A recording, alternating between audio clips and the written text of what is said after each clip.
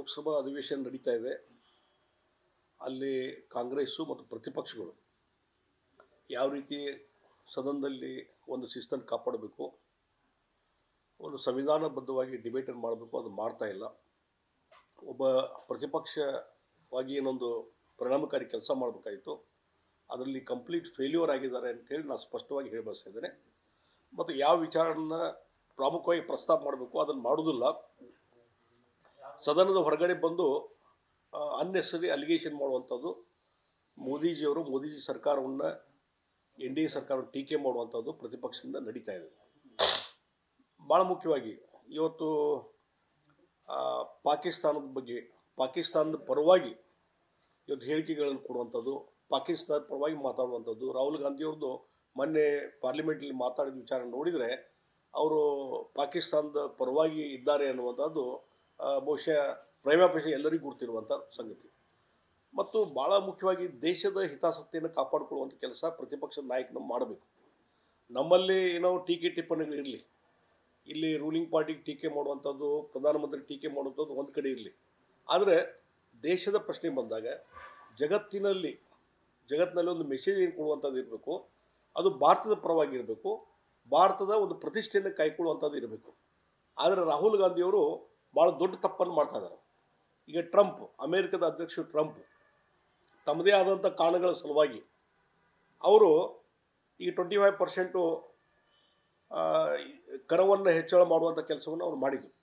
ಅದ್ರ ಇಫೆಕ್ಟ್ ಏನಾಗ್ತದೆ, ಮತ್ತೊಂದು ಏನಾಗ್ತದೆ, ಈ ರೀತಿ ಮತ್ತೊಂದು ಕಂಟ್ರಿ ಮೇಲೆ ಡಿಕ್ಟೇಟ್ ಮಾಡುವಂಥದ್ದು ಅಲ್ಲ. ಆ ಡಿಕ್ಟೇಟ್ ಮಾಡುವಂಥದ್ದು ಬಂದಾಗ ಇಲ್ಲ ನೀವು ರಷ್ಯಾದ ಕೂಡ ವ್ಯಾಪಾರ ಮಾಡಬೇಡ್ರಿ, ಇವ್ರು ಕೂಡ ವ್ಯಾಪಾರ ಮಾಡಬೇಡ್ರಿ, ವ್ಯಾಪಾರ ಸಂಬಂಧ ಕಡ್ಕೊಳ್ರಿ, ನಮ್ಮ ಜೊತೆನೇ ನೀವು ವ್ಯಾಪಾರ ಮಾಡಬೇಕು, ಈ ರೀತಿ ರಿಸ್ಟ್ರಿಕ್ಷನ್ ಹಾಕುವಂಥದ್ದು, ಕಂಡೀಷನ್ ಹಾಕುವಂಥದ್ದು ಯಾವುದೇ ದೇಶದ ಅಧ್ಯಕ್ಷನಿಗೆ ಸರಿ ಬರುವಂಥದ್ದಲ್ಲ.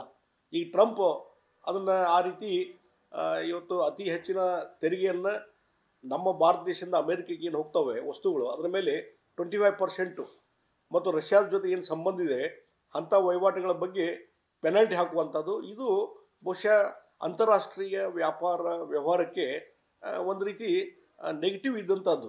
ಅದಕ್ಕಾಗಿ ಅದರ ಪರಿಣಾಮ ಏನಾಗ್ತದೆ, ದೇಶದ ಪ್ರಧಾನಮಂತ್ರಿ ನರೇಂದ್ರ ಮೋದಿಜಿಯವರು, ಕಾಮರ್ಸ್ ಇಂಡಸ್ಟ್ರಿ ಮಿನಿಸ್ಟ್ರು ಮತ್ತು ಭಾರತ ಸರ್ಕಾರದ ಎಲ್ಲರೂ ಅದ್ರ ಬಗ್ಗೆ ಆಲೋಚನೆ ಮಾಡ್ತಾ ಇದ್ದಾರೆ ಮತ್ತು ಅದಕ್ಕೆ ಸರಿಯಾದಂಥ ಒಂದು ಉಪಕ್ರಮವನ್ನು ಕೈಗೊಳ್ತಾರೆ ಅನ್ನುವಂಥ ವಿಶ್ವಾಸ ಇದೆ.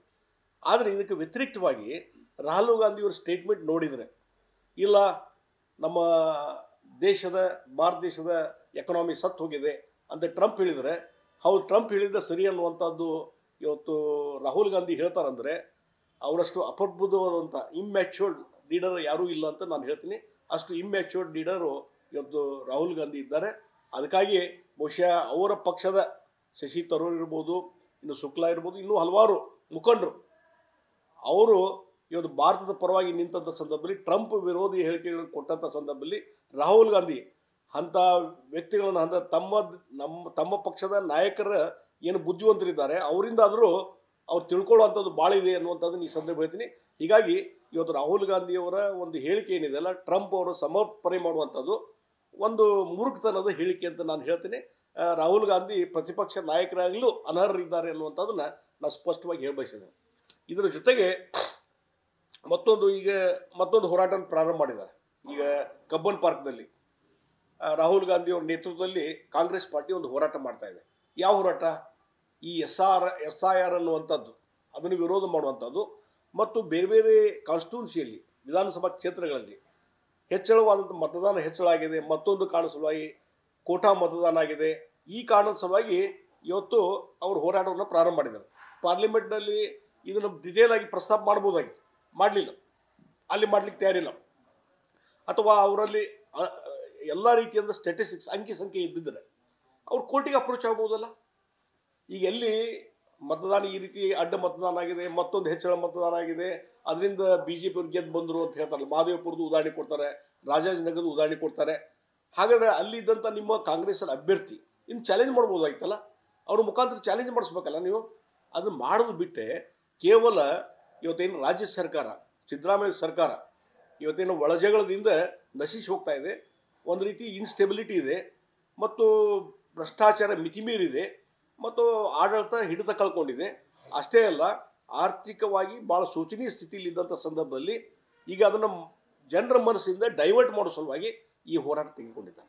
ನಿಜವಾಗಿ ನಿಮಗೆ ಹೋರಾಟದ ಕಳಕಳಿ ಇದ್ದರೆ, ನಿಮ್ಮ ಹತ್ರ ಅಂಕಿ ಸಂಖ್ಯೆ ಇದ್ದರೆ ಅದನ್ನು ಕೋರ್ಟ್ ಮುಂದೆ ಪ್ರೊಡ್ಯೂಸ್ ಮಾಡಿರಿ, ಅಲ್ಲಿ ಮಾಡಿರಿ. ಮತ್ತು ಇದಕ್ಕಿಂತ ಹೆಚ್ಚಿಗೆ ನಾವು ಹೇಳೋದು ಪಾರ್ಲಿಮೆಂಟ್ ನಡೀತದೆ, ಸೆಷನ್ ಇದೆ, ಅಲ್ಲಿ ಗದ್ದಲ ಹಾಕಿ ಸದನವನ್ನು ಮುಂದೆ ಹಾಕುವಂಥದ್ದು ಬಿಟ್ಟು, ಬಹಿಷ್ಕಾರ ಮಾಡುವಂಥದ್ದು ಬಿಟ್ಟು, ಸದನದಲ್ಲಿ ವೆಲಿಗೆ ಹೋಗೋದು ಬಿಟ್ಟು ಇಂಥ ವಿಚಾರಗಳು ತೆಗೆದುಕೊಂಡು ಅಲ್ಲಿ ಪ್ರಸ್ತಾಪ ಮಾಡ್ಬೋದಾಯ್ತಲ್ಲ,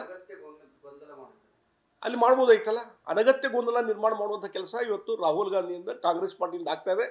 ತಮ್ಮ ಮುಖವನ್ನು ಫೇಸ್ ಸೇವಿಂಗ್ ಅದ್ರ ಸಲುವಾಗಿ ಇದೆಲ್ಲ ನಡೀತಾ ಇದೆ. ಅದಕ್ಕಾಗಿ ಕಾಂಗ್ರೆಸ್ಸಲ್ಲಿ ಏನೋ ಇದ್ರ ಬಗ್ಗೆ ವಿಚಾರ ಮಾಡುವಂಥದ್ದು ಒಂದು ರೀತಿ ಏನೊಂದು ಪ್ರತಿಪಕ್ಷವಾಗಿ ಕೆಲಸ ಮಾಡಬೇಕಾಗಿತ್ತು, ಅದು ಮಾಡಲಿಕ್ಕೆ ಆಗ್ತಾ ಇಲ್ಲ. ಇದು ಪ್ರತಿಪಕ್ಷವಾಗಿಯೂ ಸಹಿತ ಇವತ್ತು ಫೇಲ್ಯೂರ್ ಆಗಿದೆ ಅಂತ ನಾನು ಸ್ಪಷ್ಟವಾಗಿ. ಈಗ ಟ್ರಂಪ್ ಅವರು ಪದೇ ಪದೇ ಭಾರತ ವಿಚಾರಕ್ಕೆ ಸಂಬಂಧಪಟ್ಟಂಗೆ ಅಸಂವೈಧಾನಿಕವಾಗಿ ಹೇಳಿಕೆಯನ್ನು ಕೊಡ್ತಿದ್ದಾರೆ. ಭಾರತದ ಸತ್ತ ಆರ್ಥಿಕತೆ ಇದೆ, ಇದನ್ನು ಪ್ರಧಾನಿಯವರು ಯಾವ ರೀತಿ ತೆಗೆದುಕೊಳ್ತಾರೆ ನೋಡಿ. ಒಂದು ನಾನು ಹೇಳ್ತೀನಿ, ಒಬ್ಬ ಪ್ರಧಾನಮಂತ್ರಿ ಮ್ಯಾಚ್ಯೂರ್ಡ್ ಇದ್ದರೆ, ಇವತ್ತು ಮೋದಿಜಿಯವರು ಮ್ಯಾಚ್ಯೂರ್ಡ್ ಇದ್ದಾರೆ, ಮ್ಯಾಚ್ಯೂರ್ಡ್ ಲೀಡರ್ ಇದ್ದಾರೆ. ಅದಕ್ಕೆ ಯಾವ ರೀತಿ ಉತ್ತರ ಕೊಡಬೇಕು ಅಂತ ನಾನು ಬರೀ ಬಾಯಿ ಮಾತಿಂದ ಉತ್ತರ ಕೊಡೋದಲ್ಲ, ಕೃತಿಯಿಂದ ಉತ್ತರ ಕೊಡಲಿಕ್ಕೆ ಸಾಧ್ಯತೆ ಅದನ್ನು ಮೋದಿಜಿಯವರು ಮಾಡ್ತಾರೆ ಡೆಫಿನೆಟ್ಲಿ. ಈಗ ಮಾನ್ಯ ರಾಹುಲ್ ಗಾಂಧಿ ಹೇಳಿದರು, ಇಲ್ಲ ಟ್ರಂಪ್ ಸುಳ್ಳು ಹೇಳ್ತದ ಅಂತ ಹೇಳ್ರಿ ಅಂತೇಳಿ. ಅವ್ರು ಹೇಳ್ದಂಗೆ ಹೇಳ್ಬೇಕು. ನಾವು ಒಂದೇ ಮಾತನ್ನು ಹೇಳಿದರು ಮೋದಿಜಿಯವರು, ಏನಂದರೆ ಈ ಯುದ್ಧ ನಿಲ್ಲಿಸಿಗೆ, ಪಾಕಿಸ್ತಾನ ಜೊತೆ ಯುದ್ಧ ನಿಲ್ಲಿಸಲಿಕ್ಕೆ ಇವತ್ತು ಜಗತ್ತಿನ ಯಾವುದೇ ಲೀಡರು ನನಗೆ ಹೇಳಿಲ್ಲ ಅಂತ ಹೇಳಿದರು. ಅದರಲ್ಲಿ ಟ್ರಂಪು ಬರ್ತಾನೆ. ಇವು ಸ್ಪೆಸಿಫಿಕ್ ಆಗಿ ಟ್ರಂಪ್ ಸುಳ್ಳು ಹೇಳಿದ ಅಂತ ಹೇಳ್ರಿ ಅಂತ ನೀವು ಹೇಳ್ದಂಗೆ ಹೇಳ್ಬೇಕ. ನಾವು ಒಂದು ಮ್ಯಾಚ್ಯೂರ್ಡ್ ಆಗಿ ಏನು ಹೇಳಬೇಕು, ಹೇಳಿಕೆ ಕೊಡಬೇಕು, ಅದನ್ನು ಮೋದಿಯವರು ಅಲ್ಲಿ ಹೇಳಿದ್ದಾರೆ. ಅದಕ್ಕಾಗಿ ಒಬ್ಬ ಪ್ರಧಾನಮಂತ್ರಿಯಾಗಿ ಈ ವಿಚಾರದಲ್ಲಿ, ವ್ಯಾಪಾರ ವಹಿವಾಟು ವಿಚಾರದಲ್ಲಿ ಯಾವುದೇ ದುಡುಕಿನ ನಿರ್ಧಾರ ಮಾಡಲಾರ್ದೇ ಭಾರತ ದೇಶದ ಹಿತಾಸಕ್ತಿಯನ್ನು, ಇಲ್ಲೇ ವ್ಯಾಪಾರ ಉದ್ಯಮದ ಹಿತಾಸಕ್ತಿಯನ್ನು ಕಾಪಾಡಿಕೊಂಡು ಹೋಗಲಿಕ್ಕೆ ಏನು ತಂತ್ರ ಮಾಡಬೇಕು ಆ ತಂತ್ರವನ್ನು ಮೋದಿಜಿಯವರು ಮಾಡೇ ಮಾಡ್ತಾರೆ. ಈಗ ಟ್ರಂಪ್ ಆ ಹೇಳಿಕೆ ಕೊಟ್ಟಿದ್ದಾನೆ, ಈ ಹೇಳಿಕೆ ಕೊಟ್ಟಿದ್ದಾನೆ, ನಾಳೆ ಮತ್ತೊಂದು ಹೇಳಿಕೆ ಇರ್ತದೆ ಟ್ರಂಪ್ ಅವ್ರದ್ದು, ನಾಳೆ ವಿಡ್ರಾ ಮಾಡಿದ ಅಂತ ಹೇಳ್ಬೋದು.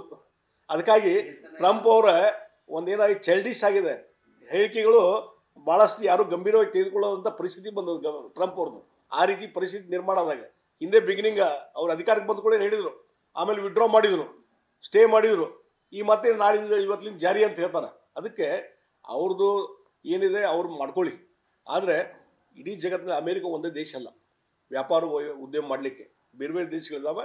ಅದಕ್ಕೆ ಪರ್ಯಾಯವಾದಂಥ ಮಾರ್ಗವನ್ನು ಮೋದಿಜಿಯವರ ಸಂಪುಟ ಅದು ನಿರ್ಧಾರ ಕೈಕೊಂತಾರೆ, ಸರಿಯಾದ ನಿರ್ಧಾರ ಕೈಕೊಂತಾರೆ ಅಂತ ನಾವು ಸ್ಪಷ್ಟವಾಗಿದೆ. ಡೆಫಿನೆಟ್ಲಿ ಅದು ಯಾವುದೇ ರೀತಿಯಾದಂಥ ಪರಿಣಾಮ ಆಗದ ರೀತಿಯಲ್ಲಿ ಆಡಳಿತ ನಡೆಸುವಂಥ ಶಕ್ತಿ ಮೋದಿಜಿಯವರಿಗೆ. ವಿಚಾರದಲ್ಲಿ ಎರಡೂ ಸರ್ಕಾರಗಳು ಸಾಕಷ್ಟು ನಿರ್ಲಕ್ಷ್ಯವನ್ನು ವಹಿಸಿದೆ. ಅದರಲ್ಲಿ ಪ್ರಮುಖವಾಗಿ ಸಂಸದರು ಯಾವುದೇ ರೀತಿಯಾದಂತಹ ಧ್ವನಿಯನ್ನ ಎತ್ತಿಲ್ಲ ಅನ್ನುವಂತ ನೋಡಿ. 2-3 ಸಲ ನಾನು ಅದು ಪ್ರಯತ್ನ ಮಾಡಿದ್ದೇನೆ ಪಾರ್ಲಿಮೆಂಟಲ್ಲಿ ರೇಜ್ ಮಾಡಲಿಕ್ಕೆ. ಇವನ್ನು ಮೊನ್ನೆನೂ ಸದ್ಯಕ್ಕೆ ಪಾರ್ಲಿಮೆಂಟಲ್ಲಿ ರೇಜ್ ಮಾಡಲಿಕ್ಕೆ 0 ಅವರ್ನಲ್ಲಿ ಕಳಿಸಿದ್ದೆ ನಾನು ಮ್ಯಾಟ್ರು. ಅದು ರೀಚ್ ಆಗಲಿಲ್ಲ. ಆ ಹಿನ್ನೆಲೆಯಲ್ಲಿ ಅಲ್ಲಿ ಏನು ಧ್ವನಿ ಎತ್ತುವಂಥ ಪ್ರಯತ್ನ ಮಾಡ್ತೀವಿ. ಇದರ ಜೊತೆಗೆ ಇಂಡಿವಿಜುವಲ್ ಆಗಿ, ವೈಯಕ್ತಿಕವಾಗಿ ಇವತ್ತು ಸಚಿವರಿಗೆ ಭೇಟಿ ಆಗುವಂಥದ್ದು, ಅವ್ರ ಮೇಲೆ ಪ್ರೆಷರ್ ತೊಗೊಂಬರುವಂಥದ್ದು, ಅದೆಲ್ಲ ಪ್ರಯತ್ನ ನಡೀತಾ ಇದೆ. ಅದಕ್ಕಾಗಿ ಗೋವಾದ ಒಬ್ಬ ಜವಾಬ್ದಾರಿ ಮುಖ್ಯಮಂತ್ರಿಯಾಗಿ ಸಾವಂತ್ ಅವರು ಅಲ್ಲಿ ತಮ್ಮ ಸದನದಲ್ಲಿ ನಿಮ್ಮ ಹಕ್ಕು ಬಾಧ್ಯತೆಗಳ ಬಗ್ಗೆ ಮಾತಾಡಲಿ, ನಿಮ್ಮ ಆದಾಯ ಬಗ್ಗೆ ನಮ್ಮ ಹಕ್ಕು ಐತಿ, ಮತ್ತೊಂದು ಐತಿ, ಎಲ್ಲ ಕೋರ್ಟಲ್ಲಿ ಫೈಟ್ ಮಾಡಿರಿ, ಟ್ರಿಬ್ಯುನಲ್ನಲ್ಲಿ ಫೈಟ್ ಮಾಡಿರಿ. ಈ ಟ್ರಿಬ್ಯುನಲ್ಲು ನಮ್ಮ ಪರವಾಗಿ ಆರ್ಡರ್ ಆಗಿದೆ, ಕುಡಿ ನೀರಿನ ಸಲ ಇಷ್ಟು ಕೊಡಬೇಕು ಮತ್ತು ಜಲವಿದ್ಯುತ್ ಸಲುವಾಗಿ ಇಷ್ಟು ಕೊಡಬೇಕು ಅನ್ನುವಂಥದ್ದು ಈಗಾಗಲೇ ನಿರ್ಧಾರ ಆಗಿದೆ. ಆದಮೇಲೆ ಅದನ್ನು ಒಬೆ ಮಾಡುವಂಥ ಕೆಲಸ ಬಾಸ್ CM ಅವ್ರು ಮಾಡಬೇಕು. ಅದಕ್ಕೆ ಅರಣ್ಯ ಮತ್ತು ಬೇರೆ ಬೇರೆ ಇಲಾಖೆಗಳ, ಪರಿಸರ ಇಲಾಖೆ ಪರ್ಮಿಷನ್ ಉಳಿದು ಆ ಪ್ರೊಸೆಸ್ ನಡೀತಾ ಇದೆ.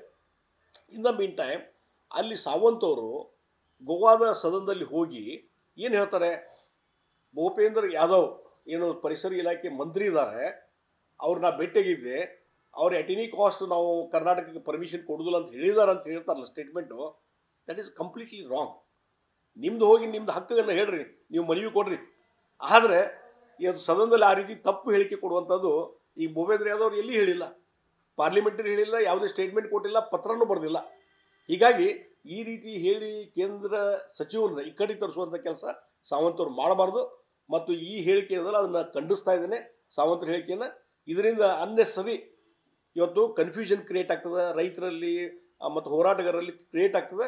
ಕರ್ನಾಟಕ ಮತ್ತು ಗೋವಾದ ಸಂಬಂಧ ಒಳ್ಳೆಯದಿದೆ, ಅದನ್ನು ಕೆಡಿಸುವಂಥದ್ದು ಆಗಬಾರ್ದು. ಮತ್ತು ಮಹದಾಯಿ ಇದ್ರ ಬಗ್ಗೆ ಹೇಳೋದಾದರೆ ನಾವು ಇಂಟರ್ನಲ್ಲಿ ಎಲ್ಲೆಲ್ಲಿ ಪ್ರೆಷರ್ ತರಬೇಕು ಅದೆಲ್ಲ ಮಾಡ್ತಾ ಇದ್ದೇವೆ. ಆದಷ್ಟು ಬೇಗ ಇದಕ್ಕೆ ಒಳ್ಳೆಯದಾದಂಥ ನಿರ್ಧಾರ ಕೇಂದ್ರ ಸರ್ಕಾರ ಮಾಡ್ತದೆ ಅನ್ನುವಂಥ ವಿಚಾರ ಮತ್ತು ಮಾದಾಯಿಯಿಂದ ಏನು ನಮಗೆ ಹಕ್ಕಿದೆ ಕಳಸಾ ಬಂಡೂರಿಂದ 3 TMSಗಿಂತ ಹೆಚ್ಚು ನೀರು ಕುಡಿ ನೀರಿನ ಸಲುವಾಗಿ ಡೈವರ್ಟ್ ಮಾಡುವಂಥದ್ದು ಅದು ಇವತ್ತಿಲ್ಲ ನಾಳೆ ಆಗೇ ಆಗ್ತದೆ ಅನ್ನುವಂಥ ವಿಶ್ವಾಸ ನನಗಿದೆ. ಕೊಡ್ಲಿ ಬಿಡ್ಲಿ ನಾವು ಕಾಮಗಾರಿನ ಸ್ಟಾರ್ಟ್ ಮಾಡ್ತೀವಿ ಅಂತ ಯಾವುದು ಅನುಮತಿಯನ್ನು ಕೊಟ್ಟರು ಸರಿ ಕೊಡದೇ ಇದ್ರು ಸರಿ ಅದಕ್ಕೆ ನೋಡ್ರಿ ಮಾಡ್ತೀವಿ ಯಾರು ತಡೆಯೋದ್ರ ತಡೀಲಿ ಅನ್ನೋ ನಿಟ್ಟಿನಲ್ಲಿ ಅದಕ್ಕೆ ನಾವು DK ಶಿವಕುಮಾರ್ ಆ ರೀತಿ ಹೇಳಿದ್ಮೇಲೆ ಅದಕ್ಕೆ ಬದ್ಧ ಇರಬೇಕು. ನಾವೇನು ಬೇಡ ಅನ್ನೋದಿಲ್ಲ. ನಿಮ್ಗೆ ಯಾರು ಬೇಡ ಅಂದರು ಕೆಲಸ ಮಾಡಲಿಕ್ಕೆ ಒಂದು ಪ್ರೊಸೀಜರ್ ಇವೆಲ್ಲ ಇದ್ದಾವೆ. ಅದನ್ನ ಮೀರಿನೂ ಮಾಡ್ತಿದ್ರೆ ನಮ್ದೇನು ನಾವೇನು ಅಬ್ಜೆಕ್ಷನ್ ಮಾಡೋದಿಲ್ಲ. ನಮ್ಮ ರಾಜ್ಯದಲ್ಲಿರುವಂಥ ನೆಲದಲ್ಲಿ ನಮ್ಮ ರಾಜ್ಯದಲ್ಲಿರುವಂಥ ಹರಿಯುವಂಥ ನೀರನ್ನು ನಮ್ಮಷ್ಟು ನಾವು ಡೈವರ್ಟ್ ಮಾಡ್ಕೊಳ್ಳೋಕ್ಕೂ ಏನಿಲ್ಲ.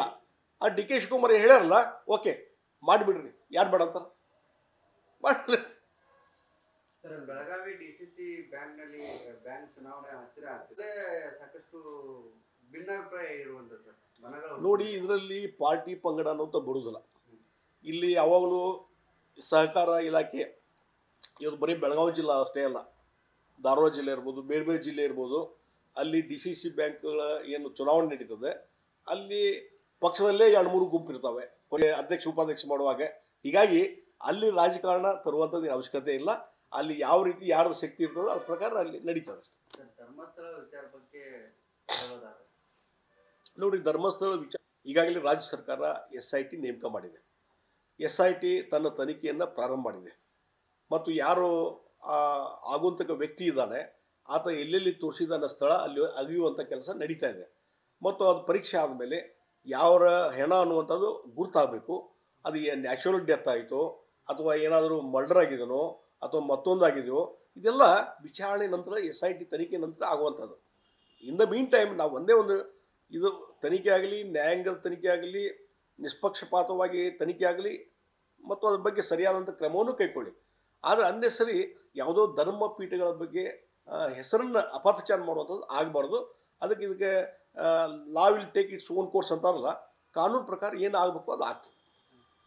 ಸರ್, ಈಗ 4ನೇ ದಿನಕ್ಕೆ ಕಾಲಿಟ್ಟುವಂಥದ್ದು ಏನು ಮನುಷ್ಯ ಏನು ಅನಾಮಿಕ ತೋರಿಸಿದ ಅದರಲ್ಲಿ ಒಬ್ಬರದು ಮೂಳೆಗಳ ಸಿಕ್ಕಿದೆ ಸರ್. ಅಲ್ಲ, ಅದಕ್ಕೆ ನಾ ಹೇಳ್ತೀನಿ ಈಗ ನೋಡಿ, ಈಗ 100 ಶವಗಳನ್ನು ಹೊತ್ತಿದ್ದೀನಿ ಅಂತ ಹೇಳಿದೆ ನಾವು. ಈ ಒಂದು 3, 4, 10, 12 ಸಿಕ್ಕಿರಬಹುದು. ಅದಕ್ಕಾಗಿ ಅದ್ರ ಬಗ್ಗೆ ತನಿಖೆ ಆಗಲಿ, DNA ಪರೀಕ್ಷೆ ಆಗಲಿ, ಅದು ಯಾರಿಗೆ ಸೇವಾ ಸಂಬಂಧಪಟ್ಟಿದ್ದು ಏನು ತಾನ ಐಡೆಂಟಿಫಿಕೇಷನ್ ಆಗಲಿ, ಅದು ಯಾಕೆ ಸತ್ತರು, ಏನು ತನ ಹೆಣ ಇಲ್ಲಿಂದ ಬಂತು ಆಗುವಂಥ ವ್ಯಕ್ತಿನೇ ಹೇಳ್ಬೇಕೀಗ. ಆ ಹೆಣವನ್ನು ಆತ ಹೂತಿಟ್ಟಿದ್ದಾನೆ ಅಂತಂದರೆ ಆತನೇ ಹೇಳ್ಬೇಕು ಇದ್ರ ಬಗ್ಗೆ. ಹೀಗಾಗಿ ಬಹುಶಃ ಆತನ ಬಗ್ಗೆ ಎನ್ಕ್ವೈರಿ ನಡೀತಾ ಇರಬಹುದು, ಅದ್ರ ಬಗ್ಗೆ ತನಿಖೆ ನಡೀತಾ ಇರಬಹುದು. SIT ಬಿಟ್ಟಿದ್ದೇವೆ, SIT ತೀರ್ಮಾನ ತೆಗೆದುಕೊಳ್ಳಿ. ಸರ್, ಈಗ ಅನಾಮಿಕ ಹೇಳುವ ಪ್ರಕಾರ ನಾನು 35 ವರ್ಷದ ಕೆಳಗಡೆ ಏನಿದೆ ಒಂದಷ್ಟು ರೇಪ್ ಆಗಿದ್ದು, ದೇಹದ ಮೇಲೆ ಸಾಕಷ್ಟು ಗಾಯಗಳಾಗಿದ್ದು, ಅಂಥವನ್ನೆಲ್ಲ ಹೂತಾಕಿದ್ದೀನಿ. 100 ಆಯ್ತಪ್ಪ, ಅದಕ್ಕೆ ನಾ ಹೇಳ್ದಲ್ರಿ, ಈಗ ನಾವು ಯಾರ ಪರವಾಗಿ ಯಾರ ವಿರುದ್ಧ ಅಂತಲ್ಲ. ಈ ಅವನ ಸ್ಟೇಟ್ಮೆಂಟ್ ಸರಿನೋ ತಪ್ಪು ಅಂತ ಹೇಳೋದಿಲ್ಲ ನಾವು. ಈಗ ಹೇಳಿದ್ದಾರೆ, ಸರ್ಕಾರದವರು SIT ತನಿಖೆ ನೇಮಕ ಮಾಡಿದ್ದಾರೆ, ಪೊಲೀಸರು ತನಿಖೆಯನ್ನು ಮಾಡ್ತಾ ಇದ್ದಾರೆ. ತನಿಖೆಯ ಎಲ್ಲ ರಿಸಲ್ಟ್ ಬರಲಿ, ರಿಪೋರ್ಟ್ ಬರಲಿ, ಆವಾಗ ಅದ್ರ ಬಗ್ಗೆ ನಾವು ಕಮೆಂಟ್ ಮಾಡಿದ್ರೆ ಅಡ್ಡಿ ಇಲ್ಲ. ಅಂದರೆ ಸರ್, ಈಗ CM ಅವರು ಎಲ್ಲ ಜಿಲ್ಲೆಯ ಶಾಸಕರ ಜೊತೆ ಇಂಡಿಪೆಂಡೆಂಟ್ ಏನು ಸರ್ ಇದು ಅಲ್ಲ, ಇದು ನೋಡಿ, ಈ ಸರ್ಕಾರದಲ್ಲಿ ಎಲ್ಲವೂ ವ್ಯವಸ್ಥೆ ಸರಿ ಇಲ್ಲ. ಮೊದಲು ಸುರ್ಜೇವಾಲಾ ಬಂದೋದ್ರ ಅವ್ರಿಗೆ ಸೂಪರ್ CM ಅಂತ ಅನ್ನಕ್ಕೆ ಹತ್ಕೊಳ್ಳೆ, ಆವಾಗ ಈಗ ಬಿಟ್ಟರು. ಈ ಸಿದ್ದರಾಮಯ್ಯ ಪ್ರತಿಯೊಬ್ಬರು ಬಹುಶಃ ಸುರ್ಜೇವಾಲಾ ಏನಾದರೂ ಅವ್ರಿಗೆ ಹಿಂಟ್ಸ್ ಕೊಟ್ಟಿರ್ಬೋದು, ಅಥವಾ ಶಾಸಕರು ನಿಮ್ಮ ಬಗ್ಗೆ ಅಸಮಾಧಾನ ಇದೆ ಅಂತ ಹೇಳಿರ್ಬೋದು. ಆ ಹಿನ್ನೆಲೆಯಲ್ಲಿ ಶಾಸಕರನ್ನ ಸಮಾಧಾನ ಮಾಡಲಿಕ್ಕೆ ಅವರು ಏನೋ ಕಂಪ್ಲೇಂಟ್ ಬರದ ರೀತಿಯಲ್ಲಿ ನೋಡ್ಕೊಳ್ಳಿಕ್ಕೆ ಒಂದು ಪ್ರಯತ್ನ ನಡೀತದೆ. ಅದು ಪ್ರಯತ್ನದಲ್ಲಿ ಸಫಲರಾಗುವುದಿಲ್ಲ ಸಿದ್ದರಾಮಯ್ಯ. ಈ ಸರ್ಕಾರದಲ್ಲಿ ತನ್ನ ಅಸ್ತಿತ್ವವನ್ನು ಕಳ್ಕೊತಾ ಇದೆ, ಇಮೇಜ್ ಕಳ್ಕೊಂಡಿದೆ, ಭ್ರಷ್ಟಾಚಾರ ತುಂಬಿ ತುಳುಕ್ತಾ ಇದೆ, ಯಾವುದೇ ಅಭಿವೃದ್ಧಿ ಕೆಲಸಗಳು ಆಗ್ತಾ ಇಲ್ಲ, ಲಾ ಆ್ಯಂಡ್ ಆರ್ಡರ್ ಫೇಲ್ಯೂರ್ ಆಗಿದೆ, ಯಾವುದೇ ಅಭಿವೃದ್ಧಿ ಕೆಲಸಕ್ಕೆ ಹಣ ಇಲ್ಲ. ಆ ಪರಿಸ್ಥಿತಿ ನಿರ್ಮಾಣ ಆದಂಥ ಸಂದರ್ಭದಲ್ಲಿ ಇವತ್ತು ಪ್ರತಿಯೊಬ್ಬ ಶಾಸಕನ ಕರೆದು ಮಾತಾಡಿಸುವಂಥದ್ದು ಪ್ರೊಸೆಸ್ ನಡೆದಲ್ಲ, ಇದು ಕೇವಲ ಸಮಾಧಾನ ಕಣ್ಣಿರಿಸುವಂಥ ತಂತ್ರ ಅಂತ ಹೇಳ್ತೇನೆ ನಾನು. ಇದರಿಂದ ಏನೂ ರಿಸಲ್ಟ್ ಬರೋದಿಲ್ಲ. ಇವತ್ತಿನ ನಾಳೆ ಮತ್ತು ಇದು ಒಳ ಬೀಗೋದು ಇದೆಲ್ಲ ಇವತ್ತು ಹೊರಗಡೆ ಬರೋದು, ಇನ್ ಫೈಟಿಂಗು ಯಾವುದೇ ಸಂದರ್ಭದಲ್ಲಿ ಏನು ಬೇಕಾದರೂ ಸ್ಫೋಟ ಆಗ್ಬೋದು. ಅಲ್ಲ, ಯಾವುದನ್ನು ಹೇಳಿಕೆ ಬರೋದಿಲ್ಲ. ಕಾಂಗ್ರೆಸ್ಸಲ್ಲಿ ಈಗ CM DK ಶಿವಕುಮಾರ್ ನಾ ಮುಖ್ಯಮಂತ್ರಿ ಆಗ್ಬೇಕಂತ ಹಠಕ್ಕೆ ಬಿದ್ದಿದ್ದಾರೆ. ಅದು ಹೊರಗೆ ಎಲ್ಲಿ ಹೇಳ್ತಾ ಇಲ್ಲ, ಅವ್ರ ಶಿಷ್ಯರು ಹೇಳ್ತಾರೆ. ಅದಕ್ಕೆ ಅದು ಅತಿ ಈಗ ಹೇಳಿದಾರಲ್ಲ, ಈಗ ಸೆಪ್ಟೆಂಬರ್ ಅಕ್ಟೋಬರ್ದಲ್ಲಿ ಒಬ್ರು ಯಾರೋ ಹೇಳಿದ್ರು, ಒಬ್ರು ಸೆಪ್ಟೆಂಬರ್ ಕ್ರಾಂತಿ ರಾಜಣ್ಣವ್ರು ಹೇಳಿದರು ಸೆಪ್ಟೆಂಬರ್ದಲ್ಲಿ ಕ್ರಾಂತಿ. ಅಂದ್ರೆ ಯಾವ ರೀತಿ ಕ್ರಾಂತಿ? ಸಹಕಾರ ಕ್ರಾಂತಿ ಆಗ್ತದೆ. ಸಹಕಾರ ಮಂತ್ರಿ ನೀವು, ಸಹಕಾರ ಕ್ರಾಂತಿ ಆಗ್ಬೋದು ಅಂತ ಹೇಳ್ಬೋದು ನೀವು. ಮತ್ತು ರಾಜಕೀಯ ಕ್ರಾಂತಿ ಅಂತ ಅದ್ರ ಅರ್ಥ ಏನಂದ್ರೆ ರಾಜಕೀಯ ಕ್ರಾಂತಿ. ರಾಜಕೀಯ ಕ್ರಾಂತಿ ಅಂದರೆ ಮುಖ್ಯಮಂತ್ರಿ ಬದಲಾವಣೆ, ಇಲ್ಲಾಂದ್ರೆ ಬದಲಾವಣೆ ಮಾಡ್ಲಿಕ್ಕೆ ಹೊಂಟ್ರೆ ಸರ್ಕಾರ ಟಾಪಲ್ಲಿ ಹೋಗುವಂಥದ್ದು, ಸರ್ಕಾರ ಬಿದ್ದು ಹೋಗುವಂಥದ್ದು. ಇದೇ ಕ್ರಾಂತಿ ರಾಜಣ್ಣವ್ರು ಹೇಳಿದ್ದು. ಅದಕ್ಕಾಗಿ ಇವತ್ತು ಅವ್ರ ಹೇಳಿಕೆಗಳಿಗೆಲ್ಲ ಸಿಗ್ನಲ್ ಅವೆಲ್ಲ ಇಂಟರ್ನಲ್ ಏನು ಇದು ಸಂಘರ್ಷ ನಡೀತದಲ್ಲ ಅದ್ರದ್ದು ಸಿಗ್ನಲ್ಲು ಇವೆಲ್ಲ ಹೇಳಿಕೆಗಳು ಅಂತ ಹೇಳ್ತೇನೆ. ಡೆವಲಪ್ಮೆಂಟ್ ಬಗ್ಗೆ ಹೇಳೋದಾದ್ರೆ ನೋಡಿ, ಇಡೀ ರಾಜ್ಯದಲ್ಲಿ ಡೆವಲಪ್ಮೆಂಟ್ ಎಲ್ಲ ಸ್ಥಗಿತ ಆಗಿದೆ. ಈಗ ಶಾಸಕರೇ ಒಂದು 50 ಕೋಟಿ ಕೊಡ್ತೇವೆ ಅಂತ ಹೇಳ್ತಾರೆ. ನಮ್ಮ ಸರ್ಕಾರ ಇದ್ದಾಗ, BJP ಸರ್ಕಾರ ಇದ್ದಾಗ ಕನಿಷ್ಠ 200 ಕೋಟಿ 500 ಕೋಟಿ, ಕೆಲವು ಏರಿಯಾಕ್ಕೆ 1000 ಕೋಟಿ ಹಣ ಕೊಟ್ಟಿದ್ದಾರೆ. ಈಗೇನು ಬರೀ 50 ಕೋಟಿ ಕೊಟ್ಟು ಸಮಾಧಾನ ಮಾಡ್ಲಿಕ್ಕೆ ಹೊಂಟಿದ್ದಾರೆ. ಅದು ಮೂಗಿಗೆ ತುಪ್ಪ ಒರೆಸುವಂಥ ಕೆಲಸ ಅಷ್ಟೇ. ಹೀಗಾಗಿ ಯಾವುದೇ ಡೆವಲಪ್ಮೆಂಟ್ ಕೆಲಸ ಆಗ್ತಾಯಿಲ್ಲ. ಮತ್ತೊಂದಿಲ್ಲ, ಈಗ ನಾನು ಕೆಲವು ಮೊನ್ನೆ ಬೈಲುಂಗ್ಲ ಭಾಗದಕ್ಕೆಲ್ಲ ಹೋಗಿದ್ದೆ. ಎಲ್ಲ ರೈತರೆಲ್ಲ ಹೇಳ್ತಾರೆ, ರಾಮದುರ್ಗ ಕಡೆ ಎಲ್ಲ ಹೋದಾಗ ನಮ್ಗೆ ಹೊಲಕ್ಕೆ ಹೋಗಕ್ಕೆ ಸರಿಯಾದ ರಸ್ತೆನೇ ಸತ್ತಂಗಿಲ್ಲ ಅಂತ. ಹೊಲಕ್ಕೆ ಹೋಗೋ ರಸ್ತೆನೇ ಇಲ್ಲ.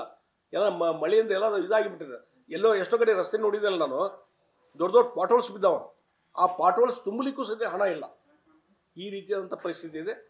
ಅದಕ್ಕಾಗಿ ಇವತ್ತು ರಾಜ್ಯ ಸರ್ಕಾರ ಸಂಪೂರ್ಣ ವಿಫಲ ಆಗಿದೆ ಅಂತ ನಾನು ಹೇಳ್ತೀನಿ. ಸರ್, ಕೊನೆಯದಾಗಿ ತಮ್ಮ ಏನು CM ಅವಧಿದ್ರಿ ಆ ಒಂದು ಸಂದರ್ಭದಲ್ಲಿ ಮಂಗಳೂರಿನಲ್ಲಿ ಸೌಜನ್ಯ ಅವರ ಹತ್ಯೆ ಆಗುತ್ತೆ. ಅದು ಸಮರ್ಪಕವಾಗಿ ತನಿಖೆ ಆಗಿದೆ ಏನು? ಯಾಕಂದ್ರೆ ಅದು ನನ್ನ ಹಿಂದಿನ ಘಟನೆಗಳು ನಂಗೆ ನೆನಪಿಲ್ಲ. ಮತ್ತು ಏನೇ ಇದ್ದರೂ ಕಾನೂನು ಪ್ರಕಾರ ಏನಾಗಬೇಕು ಅದು ನಾವು ಡೈರೆಕ್ಷನ್ ಕೊಟ್ಟಿರ್ತೇವೆ. ಅದಕ್ಕೆ ಹಿಂದೆ ತನಿಖೆ ಆಗಿದೆ. ಮುಂದೆ ಈಗ ಅದನ್ನು ಚಾಲೆಂಜ್ ಮಾಡೋದು ನಡೆದಾಗ ಸಮರ್ಪಕವಾಗಿಲ್ಲ ಅನ್ನೋಂಥ ಆಗ್ಲಿತ್ತು. ಸಮರ್ಪಕ ಆಗಿಲ್ಲ ಅಂದರೆ ಮಾಡಲಿ, ಯಾವ ರೀತಿಯಿಂದ ಮಾಡ್ತಾರೋ ಮಾಡಲಿ. ಈಗ ಮಾಡಿ ಹೈಕೋರ್ಟ್ನವರು ಅದ್ರ ಮೇಲೆ ಡೈರೆಕ್ಷನ್ ಕೊಟ್ಟಾರ, ಎಲ್ಲರೂ ಕೊಟ್ಟಿದ್ದಾರೆ. ರಾಜ್ಯ ಸರ್ಕಾರ ಕಾಂಗ್ರೆಸ್ ಸರ್ಕಾರದಿದೆ, ಅವ್ರು ನಿರ್ಧಾರ ಕೈಗೊಳ್ಳಿ ಅದ್ರ ಬಗ್ಗೆ. ನ್ಯೂಸ್ ಫಸ್ಟ್ ನಿರ್ಭೀತಿಯಿಂದ ನಿಮ್ಮ ಪರವಾಗಿ.